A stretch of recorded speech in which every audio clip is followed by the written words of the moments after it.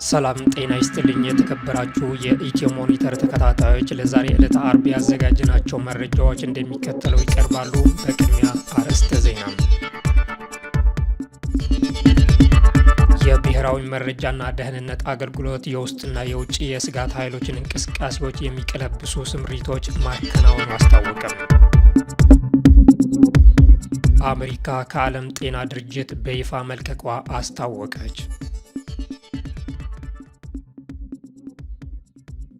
የተባበሩት አረብ ኤሚሬትስ የሩሲያ የዩክሬንና የአሜሪካ ተደራዳሪዎችን ያካተተ ወሳኝ ስብሰባ ለማስተናገድ በዝግጅት ላይ መሆኗን ተገለጸ። የተከበራችሁ ተከታታዮች የእነዚህና ሌሎች መረጃዎች ወደ እናንተ እናደርሳለን። አብራችሁን ቆዩም። የኢትዮጵያ አየር ኃይል የተመሰረተበት 9ኛ ዓመቱ ዛሬ ማክበር ጀመረ። የኢትዮጵያ አየር ኃይል ከምስረታው ጀምሮ የኢትዮጵያን ሉዓላዊነት በማክበርና ሕዝብን በማገልገል ላይ እንደሚገኝ የተገለጸ ሲሆን 9 አስርተ ዓመታትን የተሻገረው ይህ አንጋፋ ተቋም ዛሬም ብቁ ባለሙያዎችን እያፈራ እንደሚገኝ ይነገራል። ከቅርብ ዓመታት ወዲህ ለተቋሙ ግንባታ በተሰጠው ከፍተኛ ትኩረት አየር ኃይሉ ኢትዮጵያን በሚመጥን መልኩ ዘመናዊነትን ተላብሶ በርካታ ስኬቶችን እያስመዘገበ እንደሚገኝና ተቋሙ 9ኛ ዓመት የምስረታ በዓሉን የኢትዮጵያ አየር ኃይል የነጻነትና የአንድነት ምልክት በሚል መሪ ሀሳብ ከዛሬ ጥር 15 እስከ 19 ቀን 2018 ዓ.ም ድረስ በተለያዩ መርሃ ግብሮች እያከበረ እንደሚገኝ ተመልክቷል። አየር ኃይሉ በአሁኑ ወቅት ለጠንካራ ሀገረ መንግስት ግንባታ አስተዋጽኦ ማድረግ የሚያስችል ምዕራፍ ላይ እንደሚገኝም ተገልጿል። አየር ኃይሉ ባለፉት 9 ዓመታት ውስጥ በርካታ ድሎችን በመጓናጸፍ ለኢትዮጵያ አንድነትና ሉዓላዊነት መከበር ከፍተኛ አስተዋጽኦ ማበርከቱን ከጊዜ ጋር የሚጓዝ የሰለጠነ የሰው ኃይል በማሰማራት አሁን ላለበት ከፍተኛ የእድገት ደረጃ መድረስ መቻሉን የተገኙ መረጃዎች ያሳያሉ። የኢፌዴሪ አየር ኃይል 9ኛ ዓመት የምስረታ በዓል የኢትዮጵያን ገጽታ በሚያጎላ መልኩ በተለያዩ ዝግጅቶች ይከበራል። የብሔራዊ መረጃና ደህንነት አገልግሎት የውስጥና የውጭ የስጋት ኃይሎችን እንቅስቃሴዎችን የሚቀለብሱ ስምሪቶች ማከናወኑ አስታወቀም። የብሔራዊ መረጃና ደህንነት አገልግሎት ባወጣው መግለጫ እንዳመለከተው በ2018 በጀት ዓመት አስቀምጧቸው የነበሩ ሀገራዊ የጸጥታ ሁኔታዎችን በማጽናት የታላቁ የኢትዮጵያ ህዳሴ ግድብ ምረቃን ጨምሮ የአደባባይ ክብረ በዓላትን እንዲሁም ሀገራዊ አህጉራዊና ዓለም አቀፋዊ ሁኔታዎችን በሰላም እንዲጠናቀቁ በማድረግ የተቋማዊ የሪፎርም አጀንዳዎችን የመከለስና ለሀገራዊ ምርጫው ስኬት የሚረዱ ዝግጅቶች በላቀ ደረጃ ተፈጽሟል ብሏል። ከሌሎች የጸጥታ ተቋማት ጋር በመሆን በተከናወኑ ስምሪቶች በሀገር ውስጥ የሚንቀሳቀሱ የስጋት ኃይሎችን በማዳከም ረገድ መሰረታዊ ለውጥ የተመዘገበ መሆኑን በመግለጽ ድርጅቱ በተሳሳተ መንገድ ይንቀሳቀሱ የነበሩ ታጣቂ ኃይሎችን ከህግ ማስከበር አማራጭ ጎን ለጎን መንግስት የሚያቀርበው የሰላም ጥሪ አማካኝነት ትጥቅ የፈቱ ወደ ህብረተሰቡ እንዲቀላቀሉ የሚረዱ ስምሪቶች ማከናወናቸውን በስኬትነት አነስቷል።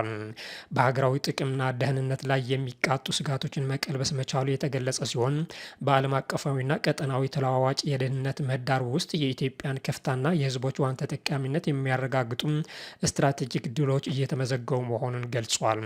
በግማሽ የበጀት ዓመቱ ተቋሙ የተሰጡትን የመረጃ የደህንነትና የስነ ልቦና ጦርነት የተልዕኮ ስራዎችን በላቀ መንገድ የመፈጸም አቅሙ በከፍተኛ ሁኔታ በማደጉ ያመለከተ ሲሆን በዚህም ስጋቶችን ከመቀልበስ ባሻገር ቀድሞ ችግሮችን በመለየትና በመተንተን አዝማሚያዎችን በመተንተን ድንገተኛ የሚባሉ የደህንነትና የጸጥታ ክፍተቶችን ማስቀረት መቻሉ በመግለጫው ጠቅሷል።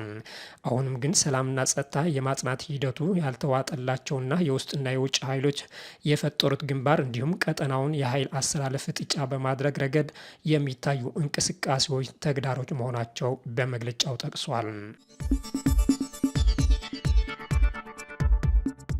አሜሪካ ከዓለም ጤና ድርጅት በይፋ መልቀቋ አስታወቀች።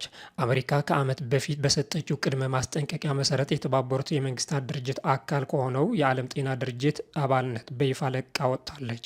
ፕሬዝደንት ዶናልድ ትራምፕ ሁለተኛ ዙር የስልጣን ዘመናቸውን በጀመሩበት ዕለት ካስተላልፏቸው ፕሬዝደንታዊ ውሳኔዎች መካከል አንዱ የሆነው ከዓለም ጤና ድርጅት መውጣት ተግባራዊ ሆኗል። ይህንን ውሳኔ ተከትሎ የአሜሪካ ሰንደቅ ዓላማ ስዊዘርላንድ ጄኔቫ ከሚገኘው የዓለም ጤና ድርጅት ዋና መስሪያ ቤት እንዲነሳ ተደርጓል። ከዚህ በኋላ ሀገሪቱ ከዓለም ጤና ድርጅት ጋር የሚኖራት ግንኙነት ውስንና ከተቋሙ መውጣቷን ለማጠናቀቅ በሚያስፈልጉ ጉዳዮች ላይ እንደሚሆንም ተነግረዋል። አንድ ከፍተኛ የአሜሪካ የመንግስት የጤና ባለስልጣን በድርጅቱ ውስጥ በታዛቢነት የመሳተፍ ሆነ መልሶ አባል የመሆን እቅድ የለም ሲሉ ተናግሯል። በበሽታው ቁጥጥርና ቅድሚያ በሚሰጣቸው በሌሎች የህብረተሰብ ጤና ጉዳዮች ላይ በዓለም አቀፍ ድርጅት በኩል ሳይሆን በቀጥታ ከሀገራት ጋር ለመስራት አቅዳለች። በኢትዮጵያዊ ዶክተር ቴድሮስ አድሃኖም የሚመራውና ከ190 በላይ ሀገራትን በአባልነት ከያዘው ተቋም አሜሪካ ለመውጣት መወሰኗ በአሜሪካ እንዲሁም በቀሪው የዓለም ክፍል የሚከናወኑ የጤና ስራዎች የሚጎዳ መሆኑ እየተነገረ ነው።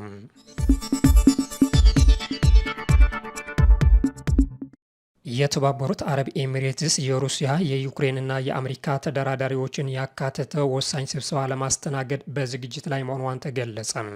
መድረኩ ሞስኮ በዩክሬን ላይ የጀመረችውን ሙሉ ወረራ ወደ 4 ዓመታት ገደማ ከተጠጋ ወዲህ 3ቱም ሀገራት በአንድ ላይ የሚሳተፉበት የመጀመሪያው ስብሰባ ነው ተብሏል። የአሜሪካው ፕሬዝደንት ዶናልድ ትራምፕ ሁለቱም መልእክተኞቻቸውን ስቲቭ ዊትኮፍ እና ጃሬድ ኩሽነር ወደ ስፍራው ልኳል። እነዚህ መልእክተኞች ወደ ኤሚሬትስ ያመሩት ሌሊቱን በሞስኮ ከፕሬዝደንት ቭላዲሚር ፑቲን ጋር ውይይት ካደረጉ በኋላ መሆኑን ተገልጿል። ዩክሬን በበኩሏ የብሔራዊ ደህንነትና መከላከያ ምክር ቤት ኃላፊ ሩስቱም ኢምሮቭን፣ የፕሬዝደንት ጽሕፈት ቤት ኃላፊ ኪርሎ ቡድኖቭ፣ ተደራዳሪው ዴቪድ አርካሚያንና የጦር ኃይሎች ጠቅላይ አዛዥ አንድሬ ሆንቶቭን ጨምሮ ከፍተኛ ባለስልጣናት ልካለች። በሩሲያ በኩል የልኡካን ቡድኑ የሚመሩት የሀገሪቱ ወታደራዊ የስለላ ተቋም ዳይሬክተር የሆኑት ጀነራል ኢጎር ኮስቲኮቭ ናቸው።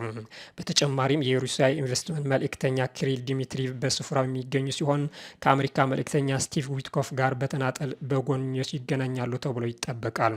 ምንም እንኳን ልኡካኑ በስፍራ ቢገኙም የአሜሪካ የሩሲያና የዩክሬን ተደራዳሪዎች በአካል በአንድ ክፍል ውስጥ ሆኖ በአንድ ጠረጴዛ ዙሪያ ይነጋገሩ እንደሆነ እስካሁን ግልጽ መረጃ አልወጣም።